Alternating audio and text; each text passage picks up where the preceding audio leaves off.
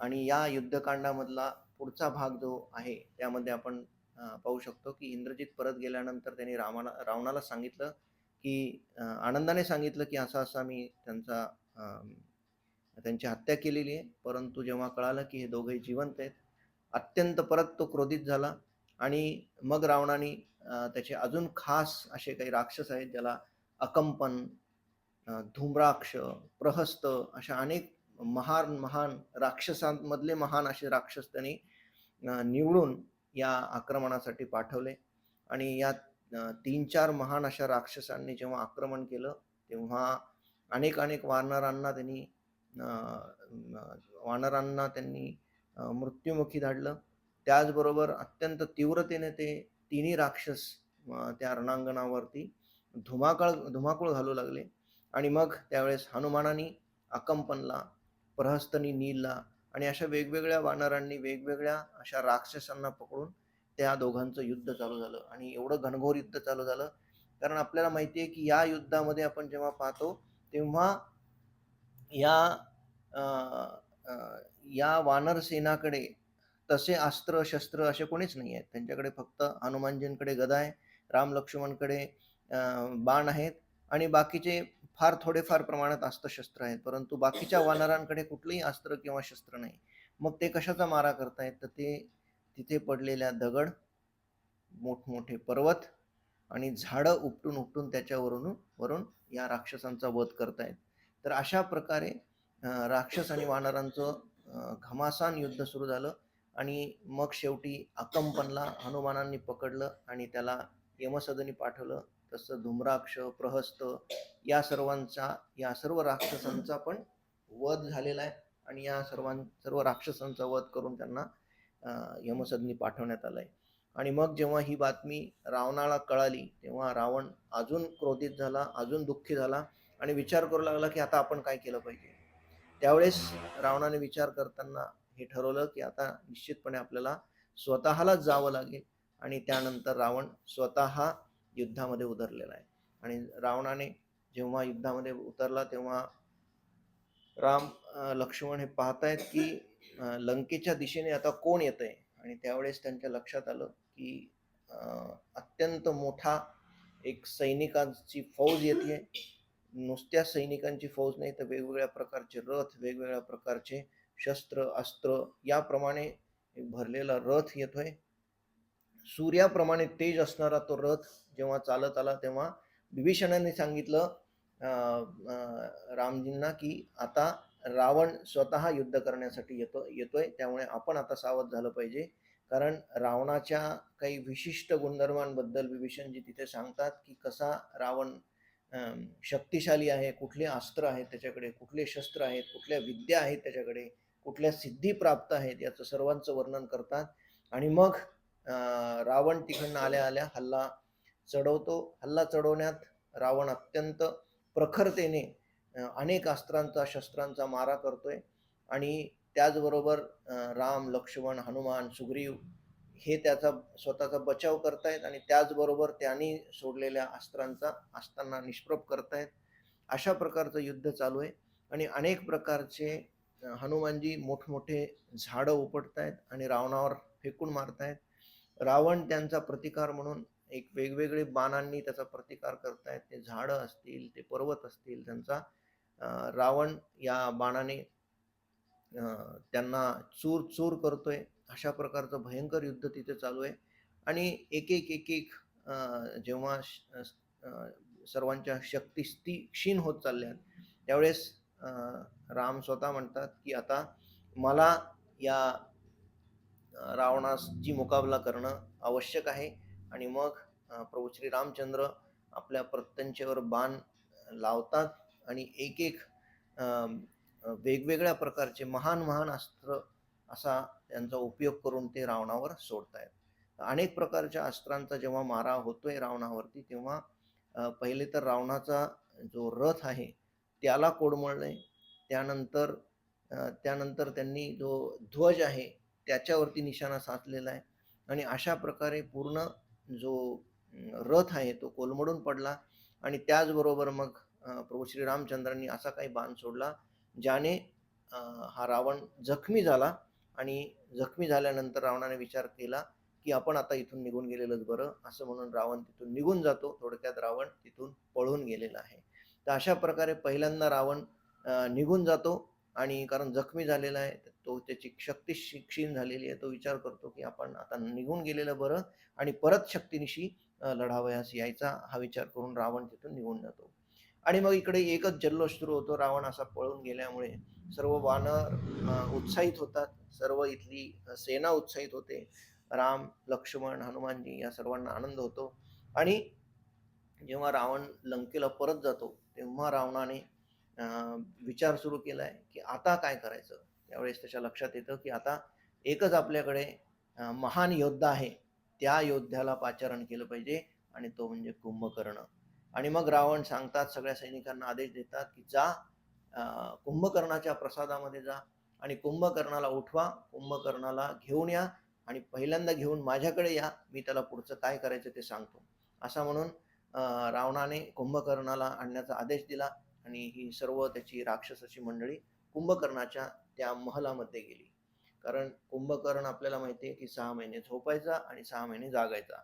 याच्यापूर्वी कुंभकर्णाला उठून आणलं होतं आणि त्यावेळेस त्याचा सल्ला घेतला होता. सल्ला त्यांनी दिला होता, परंतु रावणाने त्याचा सल्ला ऐकला नाही आणि त्यांनी सांगितलं की मी जातो आणि मी तुम्हाला जेव्हा परत गरज पडेल तेव्हा मला तुम्ही बोलवू शकता. आणि म्हणून कुंभकर्ण परत जाऊन झोपला होता. आणि कुंभकर्णाला उठवणं हे एक अत्यंत महान कार्य आहे. कारण कुंभकर्णाला उठवणं याच्यासारखं या राक्षसांची खरी परीक्षा आहे. कारण राक्षस म्हणायचे की आम्हाला जेव्हा कुंभकर्णाला उठवायला जायचंय तेव्हा अनेक अनेक प्रकारच्या युक्त्या, अनेक अनेक प्रकारचे विविध प्रकारच्या ढोल, ताशे, अनेक प्रकारचे हत्ती, अनेक प्रकारचे घोडे, या सर्वांना मिळून आम्हाला तिथे घेऊन जावं लागतं. त्याच्या कानात ते नगारे वाजवावे लागतात आणि अत्यंत महान कष्टमय प्रकार केल्यानंतरच कुंभकर्ण जागा होतो. तर अशा प्रकारे हे राक्षस सगळे तिकडे गेले आणि त्याला उठवण्याचा प्रयत्न करू लागले. अत्यंत प्रदीर्घ प्रयत्नानंतर कुंभकर्ण उठतो आणि कुंभकर्ण जेव्हा उठतो तेव्हा साहजिकच कुंभकर्ण झोपल्या आणि उठल्यानंतर दोनच कार्य करतो. एक तर झोपतो, नाही तर दुसऱ्यांदा उठला तर तो खात असतो. तर तेव्हा सगळ्यांनी त्या सर्व राक्षसांनी मिळून त्याच्यासाठी खाद्यपदार्थ आणून दिले त्याला ते खायला घातले आणि अत्यंत कारण याचं खाणं म्हणजे कुंभकर्णाचं खाणं म्हणजे मांस, दारू अशा विविध प्रकारचं खाद्य त्याला लागायचं. तर असं म्हणतात की शेकडो टनांनी त्याला मांस आणि शेकडो लिटर त्याला पिण्यासाठी दारू द्यावी लागत होती. आणि मग उठल्या उठल्या त्याने विचारलं की काय झालं, तुम्ही मला का उठवलंय? तेव्हा काय अशी लंकेवरती आपत्ती आली आहे? मला तेव्हाच उठवण्यात यायला पाहिजे जेव्हा लंकेचा पूर्ण विध्वंस होत चाललेला आहे. त्याच वेळेस मला उठवलं तर मी काहीतरी कार्य करू शकेन आणि तो विध्वंस रोखू शकेल. अन्यथा छोट्या मोठ्या कार्यासाठी मला उठवणं हे माझ्या प्रकृतीच्या किंवा माझ्या शक्तीच्या किंवा मला मिळालेल्या शक्तीच्या विरुद्ध आहे, असं कुंभकर्ण म्हणतो. पण कुंभकर्णाला निरोप असा दिला जातो की तुम्हाला राजाने बोलवले आहे आणि अत्यंत महत्वाचं कारण आहे, कारण राम आणि लक्ष्मणाने आपल्या लंकेवरती हल्ला केलेला आहे. त्याबरोबर तो मग रावणाकडे जातो. कुंभकर्ण रावणाकडे जातो आणि रावण त्यांची प्रतीक्षा करत असलेला असतो. आणि जेव्हा रावणाकडे जातो, कारण कुंभकर्णाच्या देहाचं वर्णन केलेलं आहे वाल्मिकी रामायणमध्ये की कुंभकर्ण इतका विशाल आहे, कितीतरी फूट उंच, कितीतरी फूट जाडी असणारा अवाढव्य असा हा राक्षस जेव्हा रावणाकडे जातो तेव्हा रावण त्याच्या जो महल आहे त्याच्या गच्चीवर उभा राहून त्याच्याशी बोलतोय. कारण या कुंभकर्णाची उंचीच तेवढी आहे की पूर्ण महलाच्या गच्चीवर जाऊन जर रावण उभा राहिला तर त्याच्या तोंडापाशी जाऊ शकतो आणि मग त्याच्याशी वार्ता करू शकतो. तर एवढा महाकाय असा हा राक्षस रावणाकडे जातो आणि रावणाला पहिल्यांदा फटकारतो. मागे पण त्यांनी फटकारलं होतं, परत आता फटकारतो. म्हणतो मी तुम्हाला सांगितलं होतं की अशा प्रकारचं कार्य करणं चुकीचं आहे. ज्ञान देण्याचा प्रयत्न करतो, तुम्ही सीतेला सोडलं असतं तर बरं झालं असतं. अजूनही वेळ गेलेली नाहीये, सीतेला तुम्ही सोडू शकता आणि हे युद्ध थांबवू शकता. अशा प्रकारे कुंभकर्ण त्याला उपदेश देण्याचा प्रयत्न करतो खरा, परंतु रावण ऐकत नाही. रावण तेच म्हणतो, की तुला मी बोलवलंय. त्याचं कारण असं आहे, की आता युद्ध थांबू शकत नाही. या लोकांनी आपल्यावर पूर्णपणे आक्रमण केलेलं आहे आणि आता लंकेचा विध्वंस खूप मोठ्या प्रमाणात झालेला आहे. त्याची हानी भरून काढणं याच्यासाठी एकमेव उपाय म्हणजे आपल्याला त्यांच्याशी युद्ध करणं आणि त्या शत्रूला संपवणं. यामुळे मी तुला आदेश देतो, की जा आणि तू जाऊन युद्धामध्ये सहभागी हो. असं म्हणून जेव्हा कुंभकर्णाला रावण आज्ञा देतो, तेव्हा कुंभकर्ण त्यांची आज्ञा घेतो, त्यांना प्रणाम करतो आणि तो त्या रणभूमीकडे किंवा रणांगणाकडे पुढे जातो. असं म्हणतात, की जेव्हा रणांगणाकडे जात होता, तेव्हा तो ज्या भिंती आहेत आतमधल्या, म्हणजे ज्या लंकेच्या संरक्षक भिंती आहेत, त्या संरक्षण भिंती, कारण तो दारातून तर जाऊ शकत नाही. मग तो काय करायचा, तर संरक्षण भिंतीच्या वरतून ढांगा टाकून जायचा, एवढा तो महाकाय होता. आणि जेव्हा तो ढांग टाकून बाहेर पडला, तेव्हा सगळीकडे एकच हल्ला झाला. वानर सेना आणि रामांच्या सेना या सर्व सेनेला एवढं कळलं, की कोणीतरी एक महाभयंकर असा राक्षस इथे येतोय. आणि जेव्हा त्यांनी पाहिलं, की धूळ उडतीये आणि अनेक अनेक त्या वानरांच्या पायाखाली, त्या राक्षसाच्या पायाखाली वानर पण आणि राक्षस पण मारल्या जात आहेत.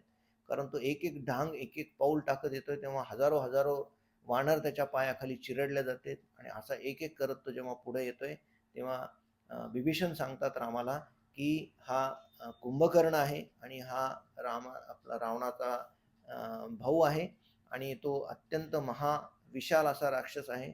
आणि खरं तर याला उठवण्यात आलंय, केवळ या युद्ध करण्यासाठी पाठवण्यात आलंय आणि याला बंदोबस्त करणं अत्यंत आवश्यक आहे, कारण हा एवढा विध्वंस करू शकतो, कारण याच्यामध्ये एवढी शक्ती आहे, की याला साध्या बाणाने, साध्या अस्त्राने, भाल्याने किंवा अशा कुठल्याही गोष्टीने त्याला फरक पडणार नाही आहे. आणि असं म्हणत म्हणत तो एक एक ढांग टाकत पुढे येतोय. आणि मग हनुमानजी, सुग्रीव, अनेक अनेक मोठाले पर्वत उचलतायत, त्याच्यावर टाकतायत, मोठे मोठे झाडं उपटून त्याच्या अंगावर टाकतायत, परंतु तो सहजरित्या त्या झाडांना फेकतोय, त्या पर्वतांना मारून फेकून देतोय, त्यांचा चुरा करतोय आणि जोरजोरात हसत एक एक पाऊल पुढे टाकतोय. आणि मग कळत नाहीये, की आता याचा बंदोबस्त कसा करायचा, याच्यावरती याला कसं थांबवता येईल, असा विचार करत असताना अनेक अनेक शस्त्रांचा, बाणांचा राम आणि लक्ष्मण पण प्रहार करायला सुरू करतात. परंतु त्या राक्षसाची ताकद एवढी आहे, शक्ती एवढी आहे, की तो बाण घेतोय, तोडतोय, फेकून देतोय, बाण घेतोय, तोडतोय, फेकून देतोय. कुठल्याही अस्त्राचा त्याच्यावर काही परिणाम होत नाहीये. असं पाहताना प्रभू श्री रामचंद्र मग अशा अस्त्रांचं आवाहन करतात, ज्या अस्त्रांनी या कुंभकर्णाचा निश्चितपणे वध होऊ शकतो.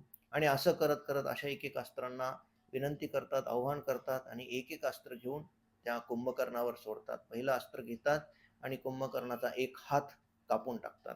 दुसरा हात, तरी तो त्याच द्वेषाने पुढे येतोय. अजून अधिक क्रोधित झालेला कुंभकर्ण जोरजोरात पुढे येतोय आणि असं बघताना दुसरा दुसरा एक अत्यंत विशेष असं अस्त्र हे वापरून त्यांनी त्याचं दुसरा हात पण कापला. दुसरा हात कापल्यानंतर ते असं म्हणतात, की जो हात जिथे पडत होता, तिथे अनेक अनेक शेकडो शेकडो वानर आणि राक्षस त्या हाताखाली चिरडले जात होते. तर असा एक दोन्ही हात उखडून टाकल्यानंतर प्रभू श्रीरामचंद्रांनी तिसरा बाण सोडला आणि त्याचा एक पाय तोडला आणि मग तो विवळत खाली पडला. त्याचबरोबर त्यांनी दुसरा पण पाय तोडला. असे तीन चारही दोन्ही पाय, दोन्ही हात तोडून बाजूला नुसतं धड राहिलेलं आहे. तरीही तो सरपटत सरपटत पुढे येतोय. एवढा तो क्रोधित झालेला कुंभकर्ण, आणि जेव्हा जेव्हा सरपटत येतोय, तेव्हा हजारो हजारो सैनिक त्याच्या अंगाखाली मारल्या जात आहेत. हे पाहून प्रभू श्री रामचंद्रांनी एक इंद्रास्त्राला आव्हान करतात आणि जेव्हा इंद्रास्त्र येतं आणि जेव्हा इंद्रास्त्र त्यांच्या जो जो कुंभकर्ण आहे त्याच्या मस्तकावर किंवा शिरावर मारतात आणि जेव्हा त्या शिरावरती मारतात, त्या क्षणी त्याचं शिर धडा वेगळं होतं आणि धड हे समुद्रात पडतं आणि शिर हे लांब जाऊन लंकेच्या द्वारापाशी पडतं. या कुंभकर्णाचं शरीर जेव्हा समुद्रात पडतं, तेव्हा हजारो हजारो मासे, तिथले जलचर पशु यांची पूर्णपणे तिथे त्यांचा मृत्यू होतो आणि जे शिर तिकडे जाऊन पडलंय लंकेला, ते एक दाराच्या समोर पडतं. ते एवढं शीर होतं की ते शीर जे होतं त्यांनी त्या सर्वांचे रस्ते थोडक्यात त्या दारच पूर्णपणे बंद केलेलं एवढं शीर होतं ते. तर अशा प्रकारे कुंभकर्णाचा वध होतो आणि ही बातमी रावणाला जेव्हा पोहोचते, रावणाला जेव्हा कळते, तेव्हा रावण अत्यंत व्यथित होतो. त्याच्या लक्षात येतं की आता एवढा महाकाय राक्षस जर हे लोक मारू शकत असतील तर याच्या अर्थ त्यांच्याकडे एक विशेष शक्ती आहे आणि हे साधारण व्यक्ती नाहीत हे त्याला कळतंय. तरी पण त्याला त्याचा अहंकार शांत बसू देत नाही आणि अशा प्रकारे रावण वेगवेगळ्या लोकांना पाचारण करतो, वेगवेगळ्या लोकांना तिथे त्या रणांगणावर पाठवतो. परंतु रावणाच्या दुर्दैवाने प्रत्येकाची हत्या होते, प्रत्येकाचा वध होतो आणि रावण अनेक अनेक प्रकारे व्यथित होतोय आणि क्रोधित होतोय. अशा प्रकारे सगळा हा हलकल्लोळ चालला असताना इंद्रजित मात्र काही तपस्या करत होता आणि इंद्रजितनी एक यज्ञ केला ज्यामध्ये काही प्राण्यांचं मस्तकांची आहुती देतो आणि काही सिद्धी अशी प्राप्त करतो जेणेकरून त्याला या युद्धामध्ये सहाय्य व्हावं. कारण जेव्हा जेव्हा इंद्रजित युद्ध करायचा, जसं इंद्रांबरोबर युद्ध असेल किंवा अनेक अनेक देवतांबरोबर युद्ध असेल, तेव्हा काही ना काही यज्ञ करायचा, अशा सिद्धी प्राप्त करायचा जेणेकरून तो त्यांच्यावरती सहज हल्ला करू शकेल आणि त्यांचा पराभव करू शकेल. तर अशा प्रकारे इथे सिद्धी प्राप्त केली ती त्यांनी अदृश्य होण्याची आणि अदृश्य होऊन तो परत एकदा रणांगणावर आला.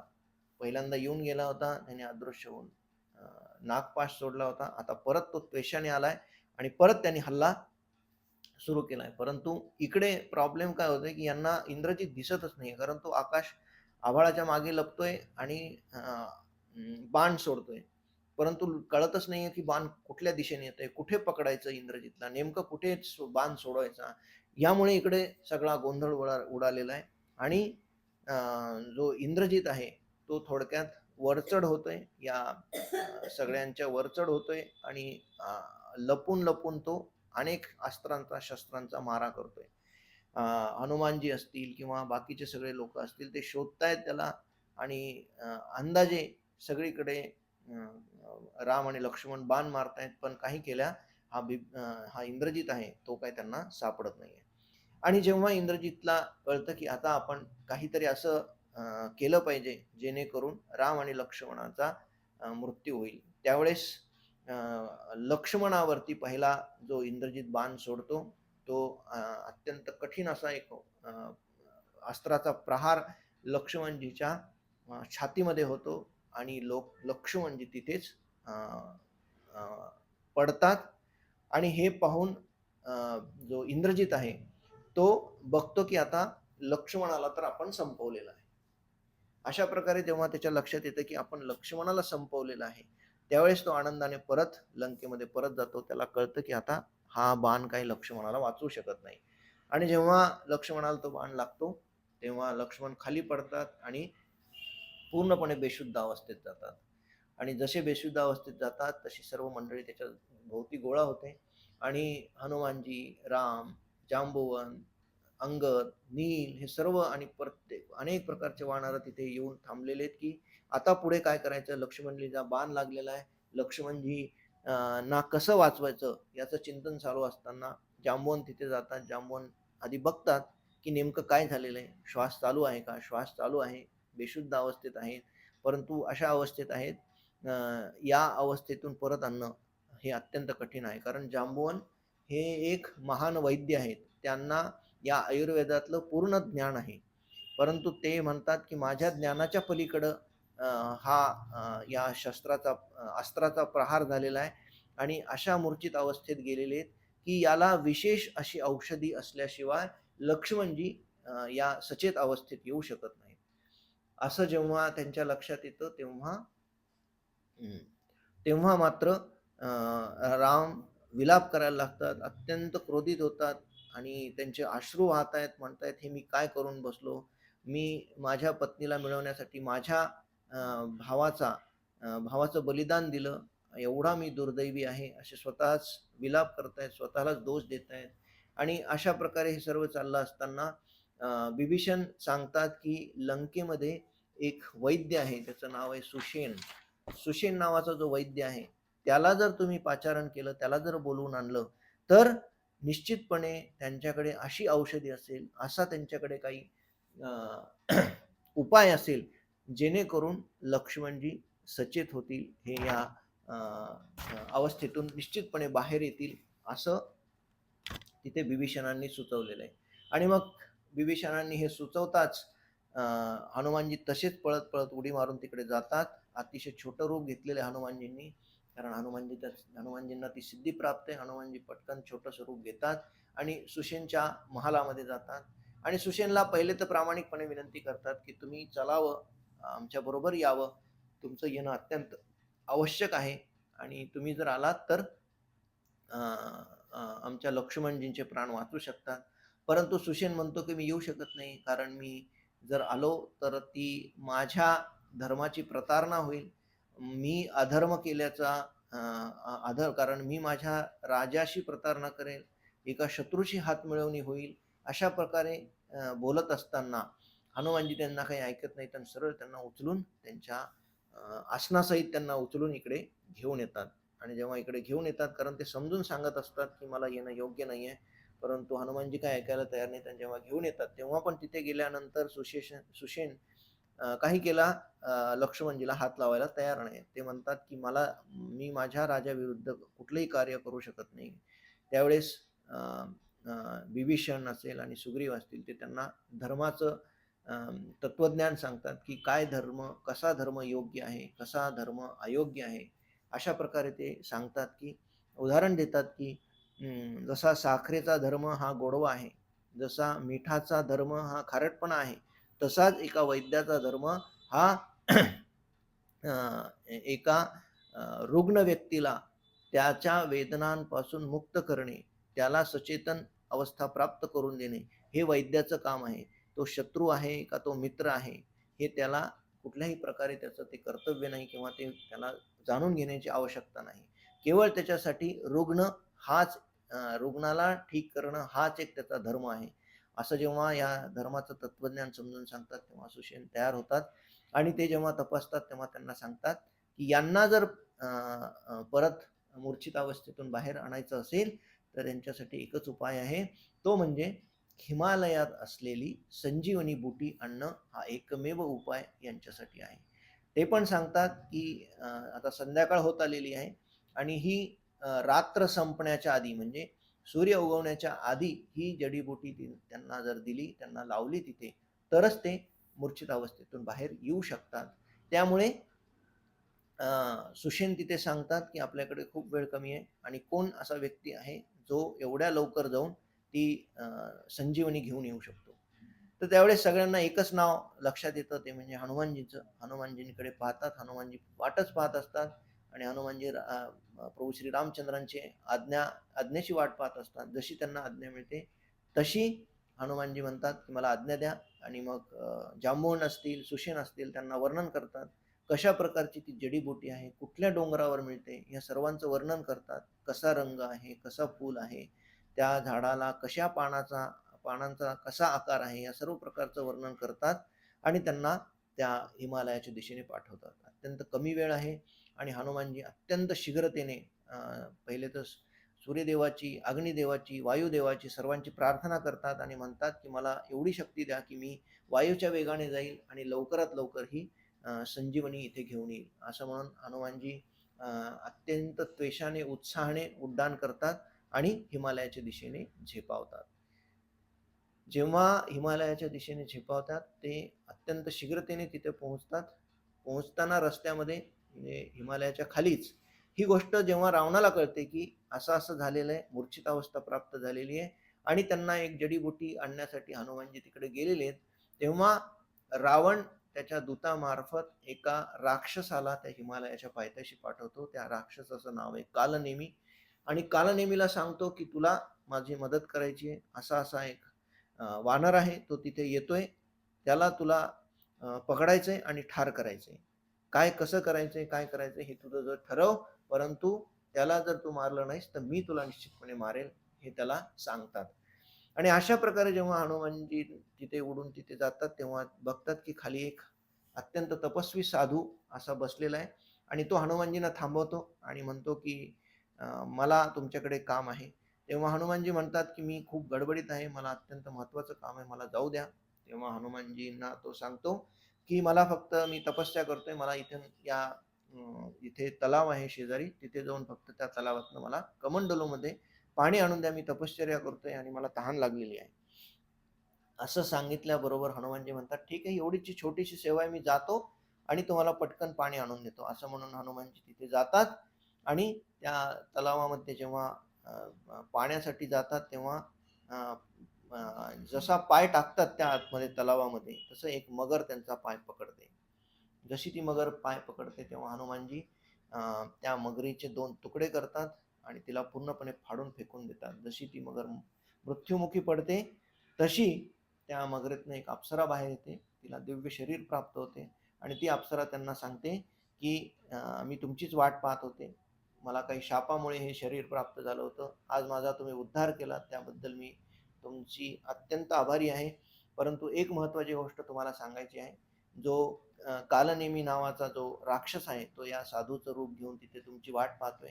तो तुम्ही पाणी आणण्यासाठी जी वाट पाहतोय, तर ते तुम्हाला कुठल्या ना कुठल्या छल-कपटाने मारण्याचा तो प्रयत्न करणार आहे. त्यामुळे तुम्ही सावध असा. तो काही साधू पुरुष नाहीये, तर तो एक राक्षस आहे, निशाचर आहे. असं जेव्हा सांगतात हनुमानजी सावध होतात. हनुमानजी कमंडलूमध्ये पाणी घेतात आणि तिथे जातात. त्यावेळेस कालनेमी त्यांना अ, अ, बोलत ठेवून त्यांना मारण्याचा त्याच्या विचारात असताना हनुमानजी शेपटी घेतात आणि शेपटीने पूर्णपणे त्या कालनेमीला गुंडाळून टाकतात. आणि कालनेमी ओरडत असतो की मला सोड, मला सोड. परंतु अ, त्याची अ, त्याचा काय प्लॅन आहे किंवा त्याची काय योजना आहे हनुमानजीला कळाल्यावरती हनुमानजी शेपटी आपटून आपटून त्या कालनेमीचा वध करतात. आणि जेव्हा कालनेमीचा वध करतात तेव्हा हनुमानजी पुढे या पर्वताकडे जातात. जो पर्वत हिमालय पर्वतावरती जिथे संजीवनी बुटी उपलब्ध आहे. आणि जेव्हा तिथे जातात तेव्हा त्यांच्या लक्षात येतं की संजीवनी बुटीचं जे वर्णन केलं होतं, ते अनेक प्रकारचे वृक्ष इथे दिसतायत मला, पण त्यांचं वेगवेगळं प्रकारचं रूप दिसतंय. मग काही पानांचा अ, आकार सारखा दिसतोय, तर काही ठिकाणी फुलांचा आकार सारखा दिसतोय. तर थोडक्यात हनुमानजी कन्फ्यूज होतात आणि हनुमानजी विचार करतात, की आता काय करायचं? आणि एखादं मी संजीवनी समजून एखादं झाड घेऊन गेलो आणि नेमकं ते झाड दुसरंच निघालं आणि लक्ष्मणजींना माझ्यामुळे काही झालं, तर मला अत्यंत वाईट वाटेल. तर ते विचार करतात आता काय केलं पाहिजे?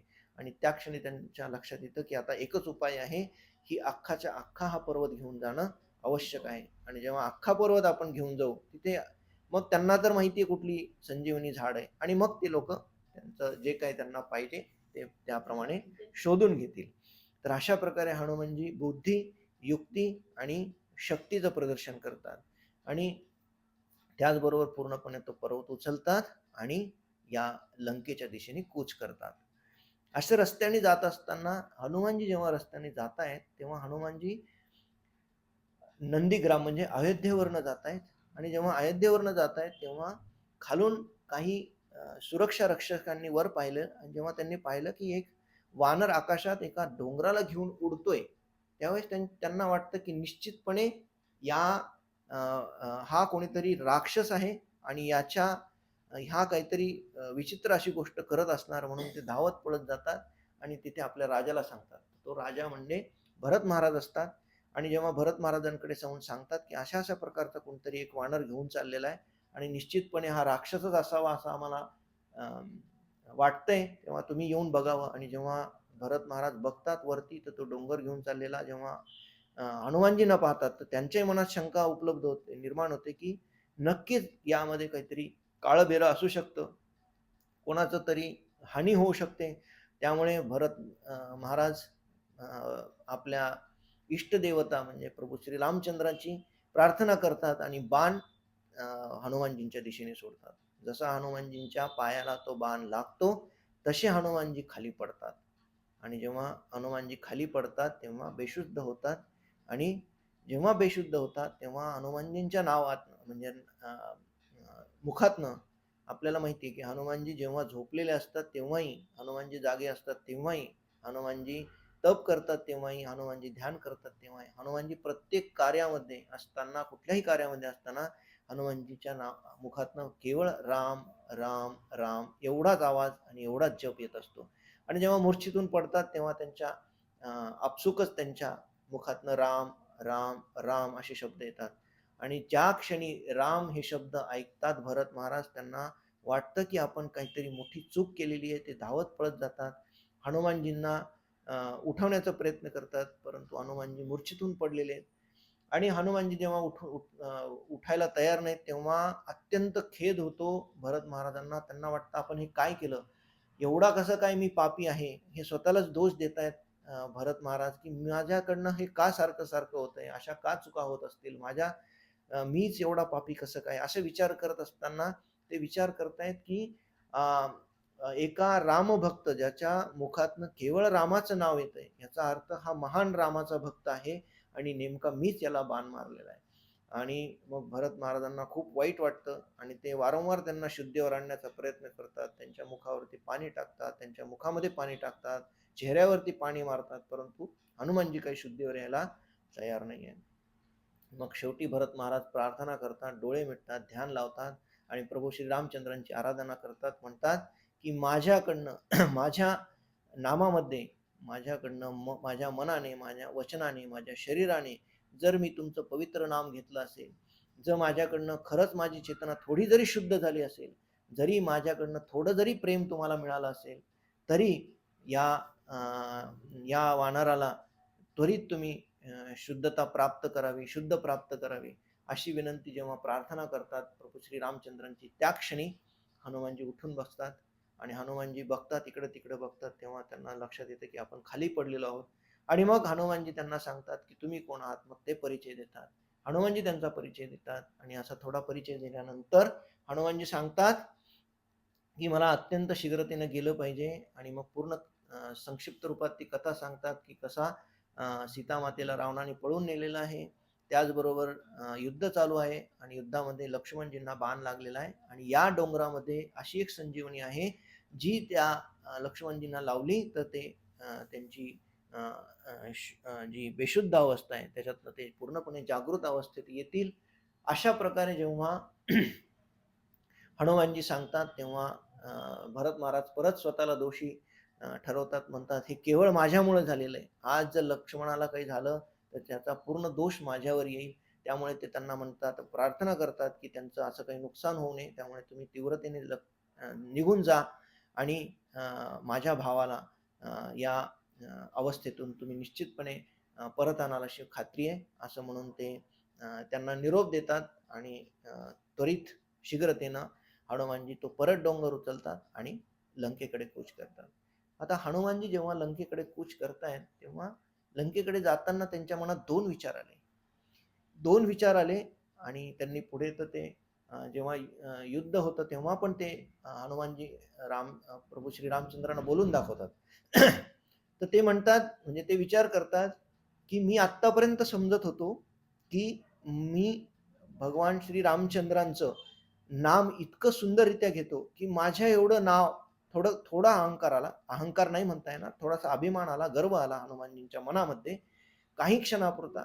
परंतु तो आला आणि त्यांना वाटलं, म्हणजे आलाय असेल का नाही नाही माहित नाही, पण एका भक्ताची अशी अवस्था किंवा असा भाव आपल्याला निश्चितपणे खूप काही शिकवून जातो.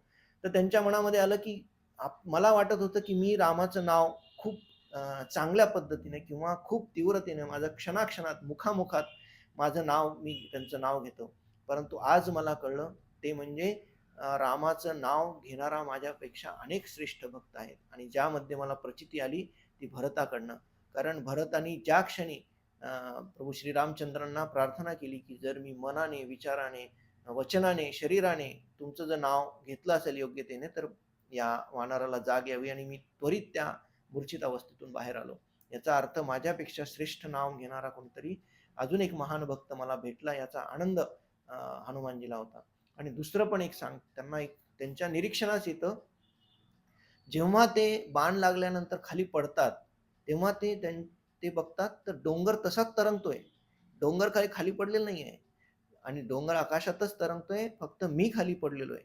आणि जेव्हा मी मूर्छित अवस्थेतून बाहेर आलो आणि डोंगरला हात लावला आणि परत डोंगराला घेऊन चाललो, तेव्हा माझ्या लक्षात आलं, असं म्हणतात ते विचार करतायत की माझ्या हे लक्षात आलं की मला आत्तापर्यंत वाटत होतं की मी हा डोंगर घेऊन चाललोय, परंतु आता माझ्या लक्षात आलं की डोंगर खाली पडला नाही, याचा अर्थ कोणीतरी ऑलरेडी त्या डोंगराला खालून सपोर्ट दिलेला आहे किंवा त्या डोंगराला कोणीतरी घेऊन चाललेले, फक्त मी एक कारण मात्र आहे, निमित्त मात्र आहे. आणि हे जेव्हा हनुमानजींच्या मनात विचार येतो की हे केवळ प्रभू श्री रामचंद्रच करतायत, फक्त मी एक निमित्त मात्र आहे. त्यामुळे त्यांचा दुसराही अभिमान गळून पडतो की त्यांना आत्तापर्यंत वाटत होतं की मी महान सेवक किंवा मी माझी सेवा करतोय आणि हा डोंगर घेऊन जातोय, परंतु हा डोंगर खरा आपले प्रभूच घेऊन जात आहे. हा जेव्हा त्यांच्या मनामध्ये भाव येतो, तेव्हा जेव्हा हा भाव प्रभू श्रीरामचंद्रांना कळतो, जेव्हा ते टिपतात त्यांचा भाव, तेव्हा त्यांनाही आनंद होतो की माझ्या भक्ताचा भाव असा एवढा श्रेष्ठ दर्जाचा असावा आणि तो भक्त मला खरा प्रिय आहे, असं जेव्हा. आणि मग हनुमानजी तो डोंगर घेऊन येतात आणि जिथे आला तिथे बघतात आणि सगळेजण आश्चर्यचकित झालेत की यांनी डोंगर कशासाठी आणला असेल. तेव्हा हनुमानजी तो डोंगर ठेवतात आणि त्या सुषेण वैद्य आणि जांबुवंतींना प्रणाम करून सांगतात की मला तुम्ही सांगितलेलं वर्णन आढळलं, परंतु अनेक वनस्पती तिथे उपस्थित होत्या आणि मी त्या सगळ्याच वनस्पतींना आणण्यापेक्षा मी विचार केला की डोंगरच घेऊन यावा, आणि म्हणून ते डोंगर तिथे घेऊन आलेला आहे. आणि मग पटकन सुषेण आणि जांबुवन जातात, ती संजीवनी जो वनस्पती आहे तिला घेऊन येतात. त्याचा जे काही त्याला काढा किंवा जे काही बनवायचं ते बनवतात औषध. आणि ते ज्या क्षणी तो औषध ज्या क्षणी हनुमानजींच्या जखमेवर लावल्या जातं, त्या क्षणी हनुमानजी सचेत अवस्थेत परत येतात. त्यांची चेतना परत बेशुद्ध अवस्थेतून जागृत अवस्थेत येतात आणि सगळीकडे एकच आनंद, एकच जल्लोष, एकच उत्साह निर्माण होतो. आणि मग ही ही घटना सकाळ व्हायच्या आधीची असल्यामुळे सगळेजण निश्वास सोडतात की परत आणि रामजींना तर अर्थातच अत्यंत आनंदित होतात. अत्यंत आनंदित होऊन ते हनुमानजीची परत एकदा गळाभेट करतात. म्हणतात, हे केवळ शक्य तुझ्यामुळेच झालं, माझ्याकडे आत्ता पण तुझ्याकडे देण्यासाठी काही नाहीये, म्हणून परत एकदा त्याला आलिंगन देतात. आणि रामजींना अत्यंत आनंद होतो. हनुमानजी आणि लक्ष्मणजी यांची पण सुंदर भेट होते. लक्ष्मणजी पण त्यांचे आभार मानतात. आणि या संजीवनी बुटीबद्दल मी हे जेव्हा पुस्तक वाचत होतो, माझ्या एक वाचनात आलं की संजीवनी बुटीबद्दल काही लोकांनी रिसर्च केला. असं काही रामायण किंवा कुठली गोष्ट ऐकली की साधारणतः वैज्ञानिक असतील किंवा जे चिकित्सक असतील त्यांना फार उत्सुकता असते की खरंच असं होऊ शकतं का. जसं रामसेतू बद्दल झालं, त्याचबद्दल संजीवनीबद्दल अनेक लोकांनी चिकित्सकपणे त्याचा संशोधन करण्याचा प्रयत्न केला. आणि एक संशोधनामध्ये एक असं दृष्टीस पडलं की 1966 सालची घटना आहे की एकदा एक मिलिटरी किंवा एक चीफ मार्शल होते, एअर पर्सन होते, म्हणजे ते मिलिटरीवाले होते. आणि त्यांचं असंच एकदा त्यांच्याकडे त्या एक सैनिक जो आहे तो जखमी झाला.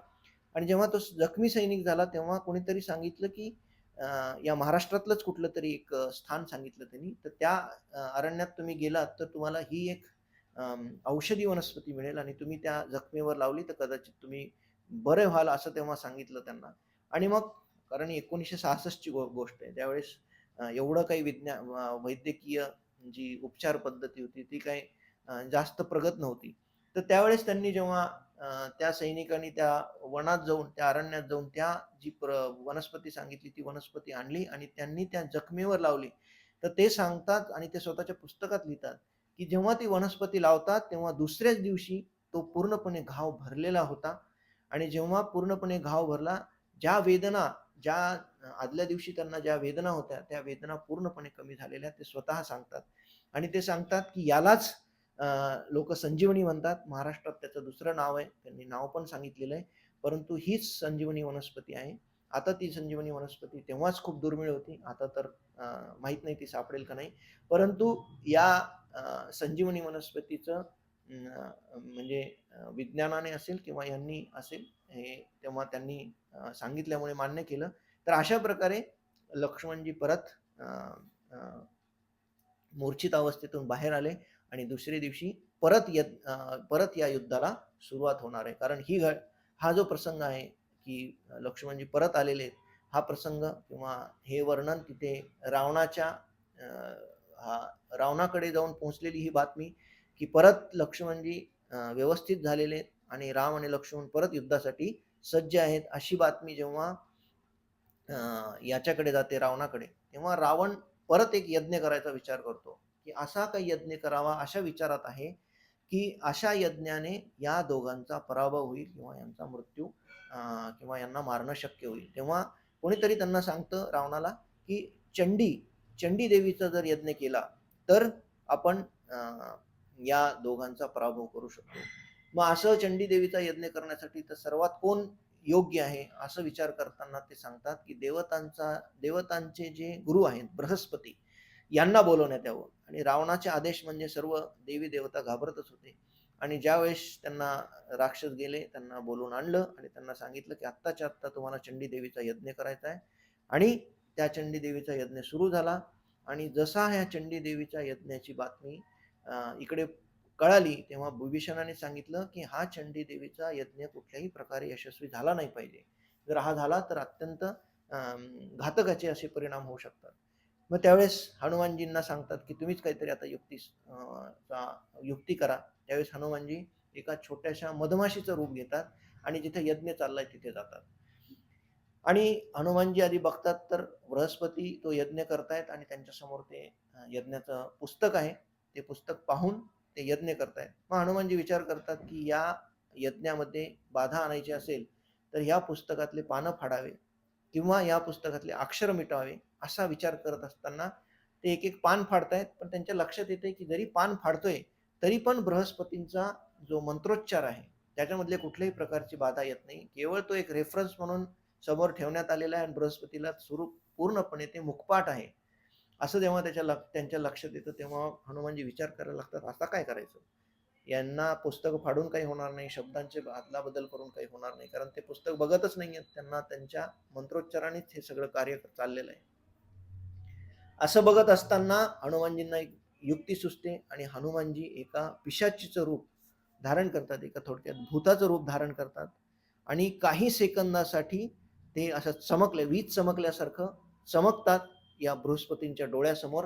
आणि जेव्हा बृहस्पती हे पाहतात की एक पिशाची येऊन अदृश्य झालेली आहे, याचा अर्थ या महलामध्ये या यज्ञाच्या ठिकाणी एक पिशाची वास्तव्य करते आणि हा सर्वात मोठा अपशकुन आहे असं सांगून ते तिथून पळून जातात. आणि बृहस्पती जाताना त्या राक्षसांना सांगतात की तुम्हीही यज्ञ करू नका, कारण इथे जर यज्ञ केला तर महाभयंकर तुम्हाला परिणाम भोगावे लागतील.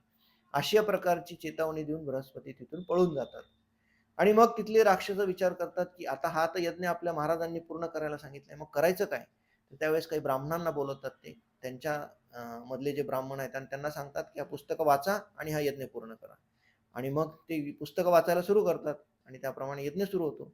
आता हनुमानजी म्हणतात आता परत आली पंचायत, आता काय करायचं. आणि मग हनुमानजी अनेक प्रकारच्या बाधा आणण्याचा प्रयत्न करतात परंतु त्यांना यश येत नाही. मग शेवटचा जो मंत्र चालू आहे त्या यज्ञाचा, त्या तपस्येचा, त्यामध्ये एक शब्द येतो शेवटचा, तो असतो तारिणी. तर तिथे हनुमानजी आपल्या मधमाशीच्या रूपाने जातात आणि त्या तारिणीला हरिणी या शब्दात परिवर्तित करतात. आणि ज्या क्षणी ते उच्चार हरिणी असं करतात याचा अर्थ असा होतो की या जी चंडी देवी आहे ती एक हरलेली अशी देवी आहे अशा प्रकारचा एक तिथे उच्चार होतो. त्यावेळेस अत्यंत क्रोधात ती चंडी देवी येते आणि सर्व राक्षसांचा तिथे ती वध करून टाकते. आणि ही बातमी जेव्हा रावणाकडे पोहोचते तेव्हा परत रावण चिंतित होतो की आता काय करायचं. हा हा जर यज्ञ झाला असता तर काहीतरी शक्ती आपल्याला प्राप्त झाली असती, परंतु तीही शक्ती प्राप्त होत नाहीये.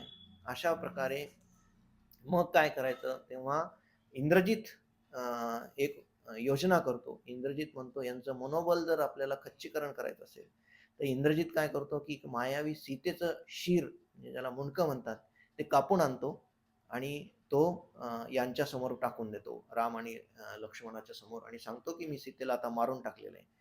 ज्या क्षणी प्रभू श्रीरामचंद्र सीतेचं ते मस्तक पाहतात त्या क्षणी पूर्णपणे कोसळून पडतात. त्यांना ते सहनच होत नाही आणि पूर्णपणे बेशुद्ध अवस्थेत जातात.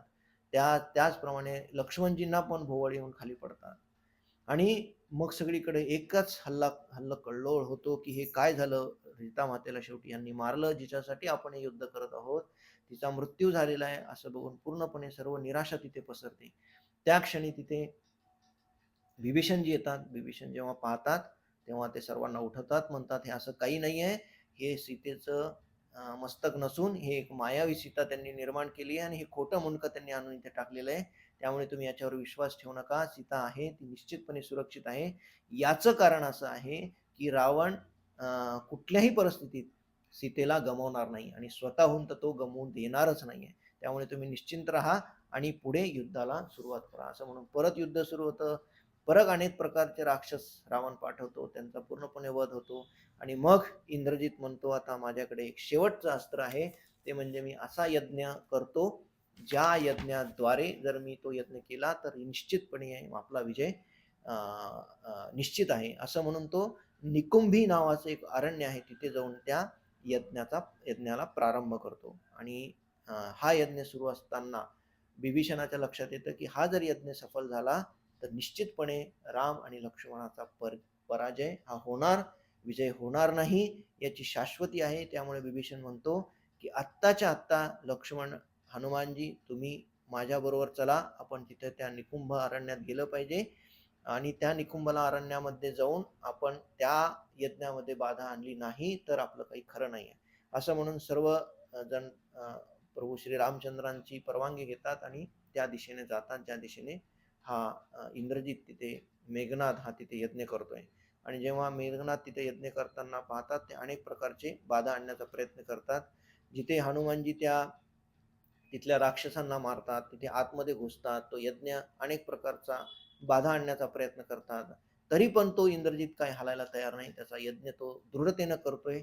अनेक अनेक प्रकारचे बाधा आणण्याचा प्रयत्न होतोय, परंतु इंद्रजितला काही फरक पडत नाही आहे. अशा प्रकारचं हे चालू असताना अनेक प्रकारच्या अस्त्रांचं शस्त्रांचा तिथे वापर होतो आणि शेवटी अनेक अनेक राक्षस मारल्या गेलेत. हे इंद्रजित जेव्हा पाहतोय तेव्हा त्याच्या लक्षात येतं की आता हा यज्ञ आपण नंतर करू, परंतु यांना मारणं हे आत्ता आपल्या हातात आलेले आहेत असं मारून म्हणून तो यज्ञाच्या बाहेर येतो आणि तो पण प्रत्युत्तर द्यायला चालू करतो. अशा प्रकारे आणि तो जेव्हा बघतो की लक्ष्मण बिभीषणाबरोबर आहेत तेव्हा बिभीषणाला तो अपशब्द वापरून बोलतो की तुम्ही माझे काका आहात, पण एवढं कसं काय तुम्ही अधर्म करू शकता. तुम्ही एका तुच्छित मनुष्याला सहाय्य करता आणि आपल्या स्वतःच्या भावाला मदत करत नाहीये. एवढे तुम्ही कसे निष्ठुर आहात. अशा अनेक प्रकारच्या अपशब्दांचा वापर करतो. बिभीषण पण त्याला अनेक डोस पाजतात, म्हणतात की तुला योग्य काय अयोग्य काय, कोणाची बाजू घ्यायची, कोणाला तुझ्या वडिलांना तुला सांभाळता आलं नाही, त्यांना अशा दिशेने ढकललं जिथे नरक यातनाच त्यांना भोगावं लागणार आहेत. अशा अनेक कटू वचनांचं ते पण सादरीकरण करतात, त्याला समजून सांगण्याचा प्रयत्न करतात, परंतु इंद्रजितला निश्चितपणे त्याला काही कळत नाही आणि तो अशा प्रकारे युद्धाला तिथे दोघांच्या युद्धाला सुरुवात होते. अनेक प्रकारचे अस्त्र एकमेकांवर सोडतायत. शेवटी लक्ष्मण विचार करतात की आता मात्र आपल्याला एक असं अस्त्र सोडावं लागेल ज्याद्वारे या इंद्रजितचा वध करता येईल. आणि तेव्हा अजिंक्य नावाचं एक अस्त्र आहे जे इंद्रजितला फक्त असंच अस्त्र, फार कमी अस्त्र आहे जे इंद्रजितला मारू शकतात. तर ते अजिंक्य अस्त्र आहे आणि अजिंक्य अस्त्राला आवाहन करतात. अजिंक्य अस्त्र येतं आणि लक्ष्मणजी त्या अजिंक्य अस्त्राला त्याच्यावरती सोडतात. आणि जेव्हा त्याच्यावरती सोडतात तेव्हा इंद्रजितचं धड त्याचं जे मस्तक आहे त्याच्या शरीरापासून वेगळं होतो आणि पूर्णपणे त्याचं धड खाली पडतं. आणि ही बातमी आणि अत्यंत आनंद होतो, सगळीकडे आनंद होतो की एक महान योद्धा, कारण कुंभकर्ण आणि इंद्रजित या दोघांच्या सहाय्यानेच रावण एवढा मदमस्त झाला होता. त्याला निश्चितपणे खात्री होती या दोघांमुळे आपण निश्चितपणे जिंकू, परंतु आता या दोघांचा वध झालेला आहे. आणि ही बातमी जेव्हा राक्षसराज रावणाला कळते तेव्हा तो अत्यंत क्रोधित होतो आणि तो म्हणतो माझा भाऊ मेला, एक भाऊ तिकडे गेला, एक भाऊ मेला आणि एक माझा मुलगा मारला गेला, अनेक माझे मुलं मारल्या गेले, आता मी तरी जगून काय करू. अशा विचारत असतानाच तो विचार करतो की आता मी जर एवढा माझं नुकसान झालं असेल तर निश्चितपणे यांचं नुकसान मी कसं करू शकतो, तर सीतेचा वध करून किंवा सीतेला मारूनच मी आता याचा बदला घेऊ शकतो, असं म्हणून अत्यंत क्रोधिक रावण अतिशय त्वेषाने अशोक वाटिकेत सीता मातेला मारण्यासाठी जातो. आणि सीता मातेला मारण्यासाठी जेव्हा जातोय तेव्हा अनेक प्रकारचे राक्षस त्याला समजवत आहेत की तुम्ही असं करू नका.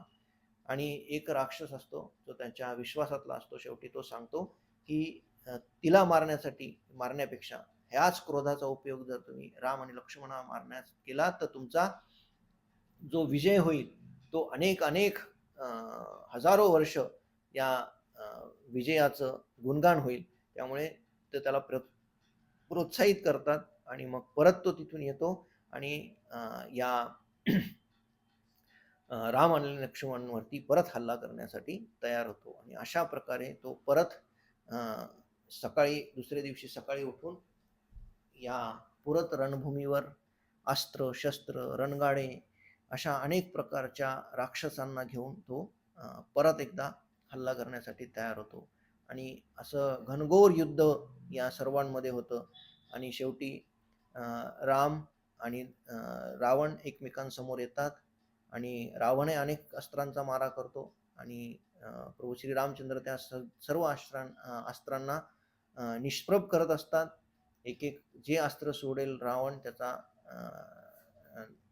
त्याला संपवून टाकतात आणि मग एक एक अस्त्रांचा मारा त्याच्यावर करतात. हळूहळू त्याचा रथ तोडणे, त्याचा ध्वज तोडणे, अशा प्रकारचे सर्व अस्त्रांनी त्याला पूर्णपणे गाफील केल्यानंतर ते एक बाण सोडतात जो त्याच्या मस्तकावर लागतो किंवा त्याच्या ह्याच्यावर लागतो आणि मुंडकं त्याचं उडून जातं. तेव्हा त्यांना आनंद होतो, परंतु बघतात काय की दुसऱ्या क्षणी दुसरं मुंडकं येऊन बसलेलं त्याच्या मुंडक्यावरती.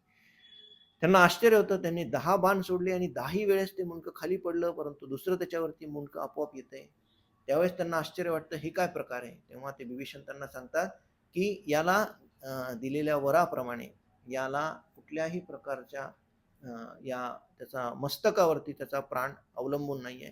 तर ते सांगतात, 2 ठिकाणी वर्णन आहे. एक ठिकाणी वर्णन असं आहे की त्याच्या बेंबीमध्ये त्याचा प्राण आहे आणि एके ठिकाणी सांगण्यात आलेलं आहे की त्याच्या छातीमध्ये किंवा त्याच्या हृदयामध्ये त्याचा प्राण आहे. त्यामुळे तुम्ही त्या ठिकाणी त्याला बाण मारला पाहिजे. आणि मग प्रभू श्री रामचंद्र आवाहन करतात आणि एक बाण असा सोडतात जो पूर्णपणे त्याच्या हृदयावरती किंवा त्याच्या छातीवरती जाऊन आदळतो. ज्या क्षणी त्या छातीवरती तो आदळतो तेव्हा रावण खाली कोसळतो. आणि जेव्हा रावण पूर्णपणे खाली कोसळतो तेव्हा काही क्षणातच रावण आपला प्राणाचा त्याग करतो. आणि जसा रावण प्राणाचा त्याग करतो सगळीकडे इकडे आनंदोत्सव सुरू होतो आणि लंकेमध्ये दुःख किंवा अत्यंत ही वाईट बातमी सर्व राक्षसी या रावणाच्या पत्नी जवळपास 12,000 राण्या ज्या होत्या त्यापैकी मंदोदरी अत्यंत विलाप करत बाहेर येते. आणि मंदोदरी आधी तर त्याला म्हणते की अनेक जणांनी तुम्हाला समजून सांगितलं, विभीषणाने स्वतः समजून सांगितलं, अनेक कुंभकर्णाने तुम्हाला समजून सांगितलं, शेवटी तुमचा प्राण जो जायचा होता तो गेला. आणि त्यावेळेस ती पण विलाप करते आणि अशा प्रकारे रावणाचा हा वध होतो आणि सर्व या ठिकाणी अत्यंत आनंद उत्सव साजरा होतोय.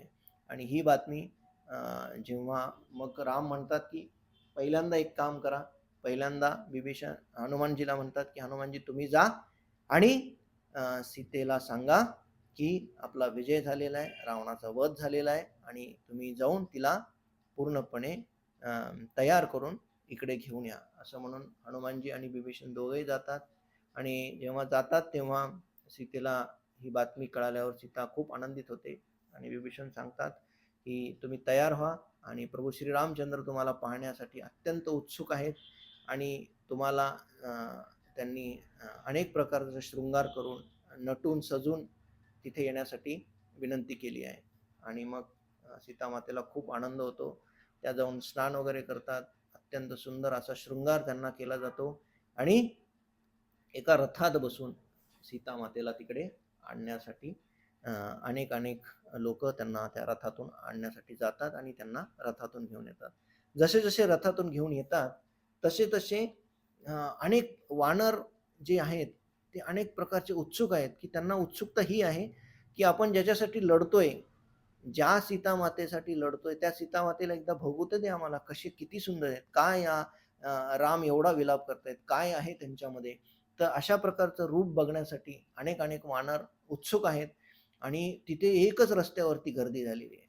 आणि जेव्हा त्या रथातून येत आहेत तेव्हा अनेक प्रकारच्या बंदोबस्त तिथे, आणि कोणी कोणाला बघू देत नाही, सगळे बाजूला सरका बाजूला सरका असं म्हणतायत.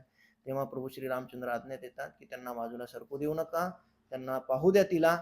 आणि ते विनंती करतात सीतेला की तू रथाच्या खाली उतर आणि तू पायी इथं ये, सर्वांना तुझं दर्शन घ्यायचंय, त्यांना तुझी दर्शन घ्यायची इच्छा आहे, त्यामुळे तू त्यांना मनसोक्त दर्शन दे, तिकडे ये. असं जेव्हा सूचना मिळते तेव्हा माता सीता त्या रथातनं खाली उतरतात आणि सर्व वानर माता सीतेचं मन भरून दर्शन घेतात आणि माता सीता हळूहळू हळूहळू प्रभू श्री रामचंद्रांकडे येतात. आणि जेव्हा दोघांची भेट होती तेव्हा आपण फक्त कल्पनाच करू शकतो की एका आघात किंवा अशा प्रसंगानंतर दोघांची भेट होतीये 1 वर्षांनी साधारणतः. आणि त्या विरहाचं फक्त आपण कल्पनाच करू शकतो. एवढं दोघांचं प्रेम, एवढा दोघांचा विरह त्या दोघांनी कसा सहन केला, हे आपण फक्त कल्पनेनेच फक्त कल्पनाच करू शकतो. तर अशा प्रकारे जेव्हा सीतामाता येते आणि मग पुढचा प्लॅन असा होतो की आपण आता त्वरेने अयोध्येला जायचंय, पण त्यापूर्वी प्रभू श्री रामचंद्र लक्ष्मण यांना सांगतात की सीतेला इकडे घेऊन येण्यापूर्वी तिला अग्निपरीक्षा द्यावी लागेल. ज्या क्षणी लक्ष्मणजी अग्निपरीक्षा हा शब्द ऐकतात त्यावेळेस अत्यंत क्रोधित होतात. अत्यंत त्यांना राग येतो की हे तुम्ही काय म्हणताय, तुम्ही असा अविश्वास कसा काय दाखवू शकता सीतेवरती. त्या एवढं निश्चितपणे त्या तर पवित्र आहेतच, परंतु तुम्ही अशा प्रकारचा तुमच्या मनात विचार आलाच कसा काय. आणि काही खूप अपशब्द बोलायला आपला लक्ष्मणजी बोलत असतात. त्याचप्रमाणे राम शांतपणे ऐकतात आणि ते म्हणतात, लक्ष्मण माझं म्हणणं काय ते ऐकून घे, तुला नंतर कळेल, मी जेवढं सांगतोय तेवढं तू कर. आणि तू तिथे अग्नीची व्यवस्था कर आणि सीतेला त्या अग्नीतून परीक्षा देऊन पुढे यायला सांग. आणि जेव्हा ते सांगतात तेव्हा लक्ष्मण जे ऐकत नाहीत, म्हणतात नाही मला सांगा आधी काय आहे ते, त्यानंतरच मी हे सगळं करेल.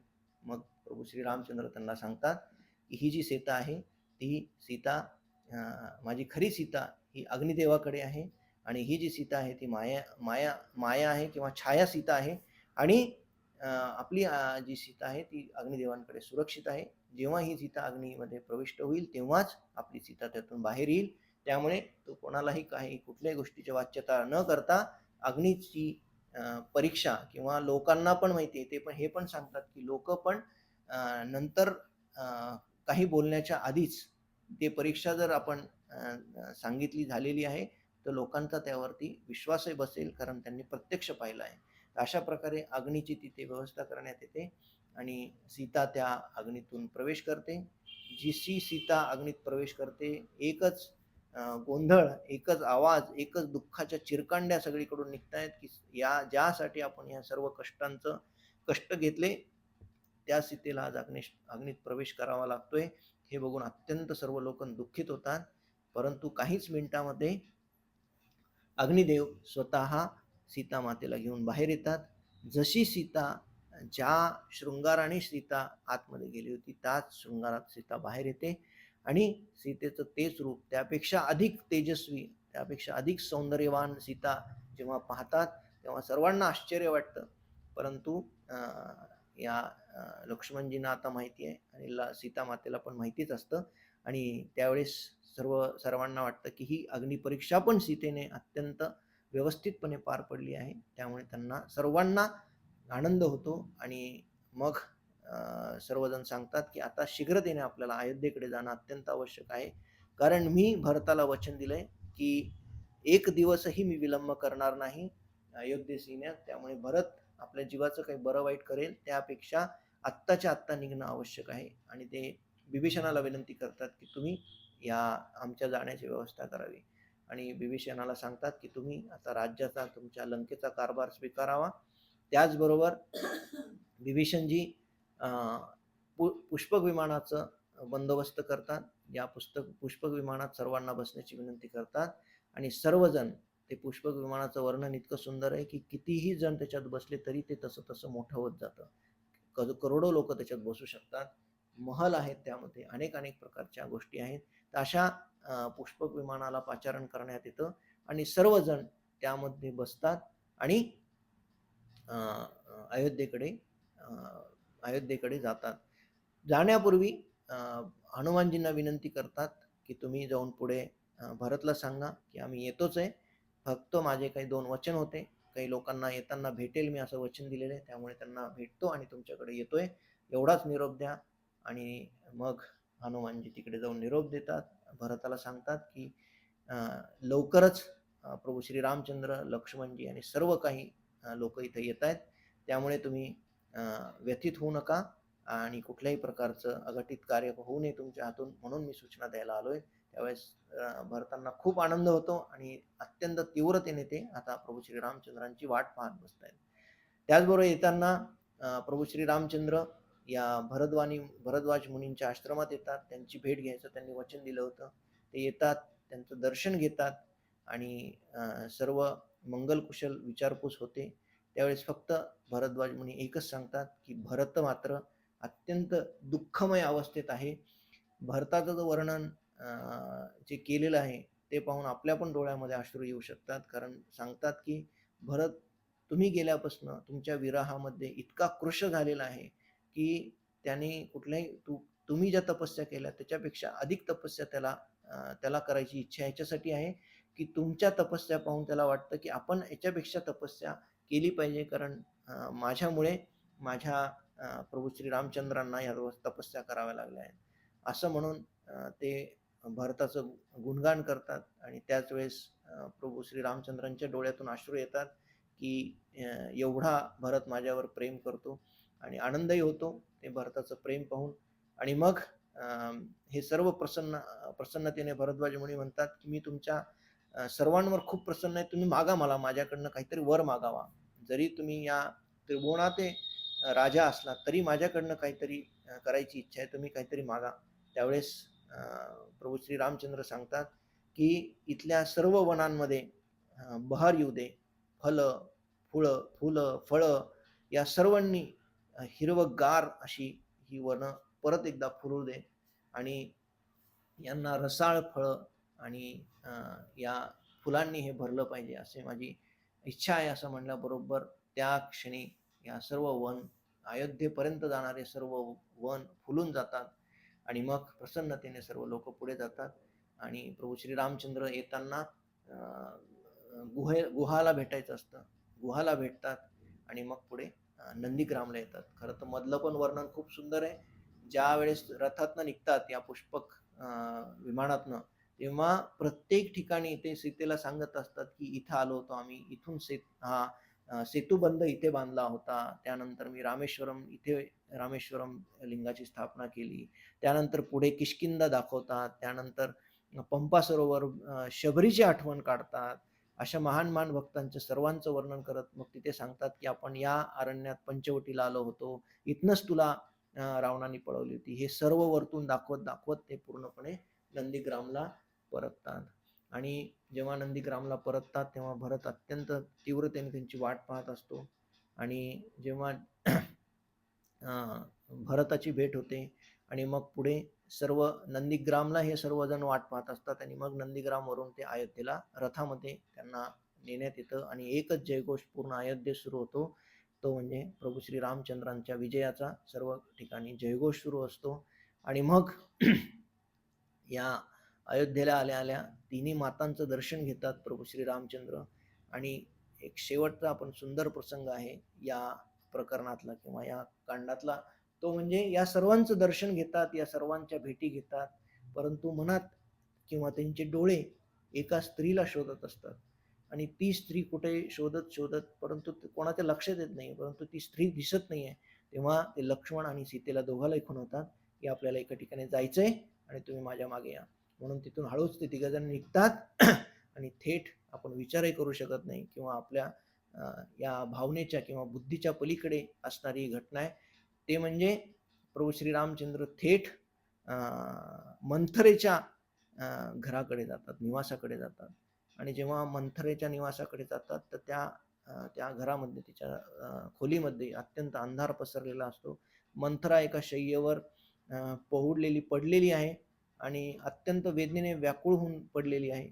असं वाटतंय की काही दिवसांनी तिने अन्न किंवा पाणी प्राशन केलेलं नाहीये आणि दुःखात आणि ती पण राम राम या नावाचा जप करते. आणि ज्या क्षणी ते आतमध्ये जातात तेव्हा जोरानं आवाज देतात की मंथरा किंवा मंथरा मैया अशा आवाज देतात. त्यावेळेस मंथरा जागी होते. तिला वाटतं आपलं नाव कोणीतरी घेतंय आणि ती विचारते कोण आहे. तेव्हा राम सांगतात की मी तुझा राम आहे. आणि जेव्हा आतमध्ये प्रवेश करतात तेव्हा मंथरेचा तर विश्वासच बसत नाही की राम आपल्याला भेटायला येतील. तिला तर वाटतंय की ते मला दंड द्यायला आलेत आणि तीच मागते त्यांना की मी प्रतीक्षा तुमची याच्यासाठी करते की मला तुम्ही दंड द्या. मला मृत्यूदंडाची शिक्षा द्या कारण मी एवढं पाप केलेलं आहे. परंतु राम तिला म्हणतात की तुझा काहीच दोष नाहीये. मी तुला बिलकुलच दोषी मानत नाही. तुझ्याकडनं दोष किंवा चुकीची घटना होऊच शकत नाही. जे काही झालं ते काळाच्या किंवा विधिलिखित होतं. त्यामुळे तू त्याचा जास्त विचार करू नको. मला तू तेव्हाही प्रिय होतीस, आताही तेवढीच प्रिय आहेस. असं म्हणून प्रत्यक्ष राम सीतेला आणि लक्ष्मणजीचा खुणवतात आणि ते त्या मंथरेच्या पाया पडतात. एवढं सगळी घटना बघून मंथरेला काहीच सुचत नाहीये की कसं बोलावं. किती महान एका व्यक्तीला आपण अशा प्रकारची वागणूक दिली आहे ही तिच्या लक्षात येतं. परंतु तिला आपण दोषी असतानाही हा आपल्याला दोषी मानत नाहीये याच्यात त्याची महानता तिच्या लक्षात येते. आणि तेव्हाच ती म्हणते की मला लक्षात येते की तू एक साधारण व्यक्ती होऊच शकत नाही. साधारण व्यक्तीचं हे कामच नाहीये. तू प्रत्यक्ष अवतारी कार्य तुझ्याकडनं घडतंय आणि तू अवतारी पुरुष आहेस. त्यामुळे माझा तुला आशीर्वाद आहे. थोडक्यात मंथरा असा आशीर्वाद देतीये प्रभू श्री रामचंद्रांना की तुझ्यावरती अनेक अनेक अनेक करोडो वर्ष लोक एवढं प्रेम करतील कारण तुझ्या प्रेमाची बरोबरी कुणीच करू शकणार नाही. तू एका दूषित व्यक्तीला पण दोष देत नाहीये. हीच तुझी महानता आहे.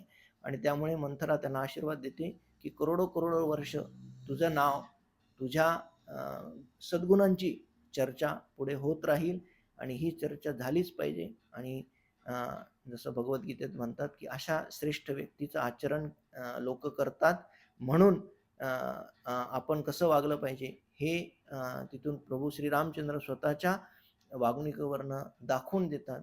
आणि अशा प्रकारे या प्रभू श्रीरामचंद्रांचा अयोध्येमध्ये राज्याभिषेक होतो.